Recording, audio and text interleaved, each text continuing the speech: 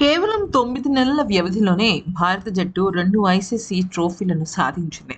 ఒకటి టీ20 ప్రపంచ కప్ అయితే మరొకటి ఛాంపియన్స్ ట్రోఫీ.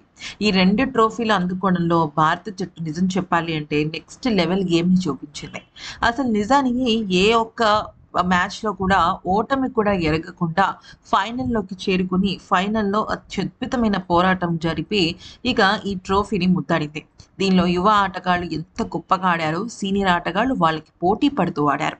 ఈ క్రమంలో ప్రపంచ దిగ్గజాలు వాళ్ళ విలువైన అభిప్రాయాన్ని తెలియజేశారు. అంతేకాకుండా అసలు భారత జట్టు విషయంలో జరిగిందేంటో మొత్తం ప్రపంచానికి చాటి చెప్పే విధంగా వాళ్ళు వ్యాఖ్యానించారు.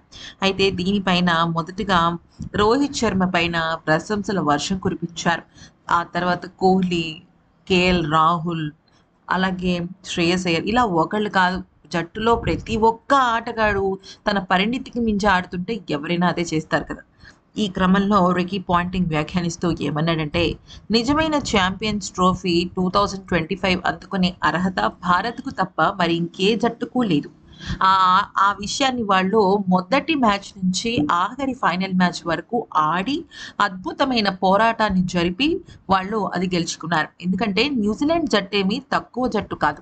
ఆ జట్టు ఆట తీరు, బౌలింగ్ అలాగే ఫీల్డింగ్ టెక్నిక్స్ చూస్తే నిజంగా మతిపోవాల్సిందే. అటువంటి ఆటగాళ్ళని కూడా బెంబేలెత్తించారు భారత జట్టు. నిజంగా చాలా గొప్ప పోరాటం అంటూ పేర్కొన్నాడు.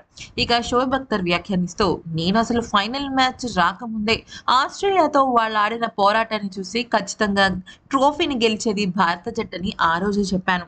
కానీ భారత జట్టు విషయంలో నాకు అనిపించిన ఒక విషయం ఏంటి అంటే, మా పాకిస్తాన్ క్రికెట్ బోర్డు కనీసం వాళ్ళకి ట్రోఫీ ఇస్తున్న సమయంలో ఒక్కరంటే ఒక్క అధికారి కూడా లేకుండా చాలా ఘోరంగా అవమానించారు. అది నాకు నచ్చలేదు.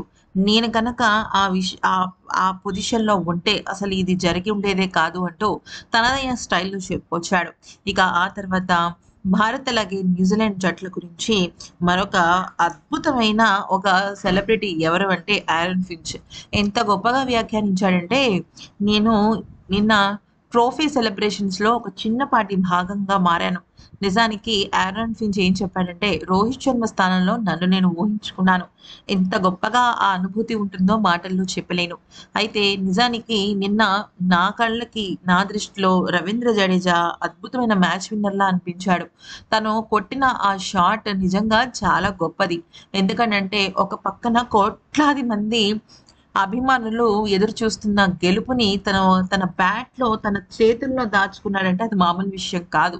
అది అనుభవించిన నాకు మాత్రమే తెలుస్తుంది అంటూ ఒక డిఫరెంట్ ఇదిచ్చాడు. అంతేకాకుండా భారత జట్టు ఎంతో అద్భుతమైన పోరాటం జరిపిందని, ఆ పోరాటానికి నా సలాం అంటూ తనదైన స్టైల్‌లో చెప్పాడు. ఇక సునీల్ గవాస్కర్ వ్యాఖ్యానిస్తూ, భారత జట్టుకు అత్యద్భుతమైన 2 వరాలు ఈ ఛాంపియన్స్ ట్రోఫీలో దక్కాయి. బహుశా అది రోహిత్ శర్మ అలాగే గౌతమ్ గంభీర్ ఒక ఐడియానే కావచ్చు. మొదటిది నలుగురు క్వాలిటీ స్పిన్నర్స్‌తో బరిలోకి దిగడం. రెండవది 8దో స్థానంలో కూడా అత్యద్భుతమైన డెప్త్ ఉన్న బ్యాట్స్‌మన్ జడేజాను రంగంలోకి దింపితే ఇంకా బ్యాటింగ్ బలం ఎంత గొప్పదో మనం మాటల్లో చెప్పలేం. ఈ 2 అస్త్రాలు వాళ్ళని గెలిపించాయి. అదే భారత జట్టును ప్రపంచ ఛాంపియన్‌గా నిలబెట్టింది అంటూ పేర్కొన్నాడు.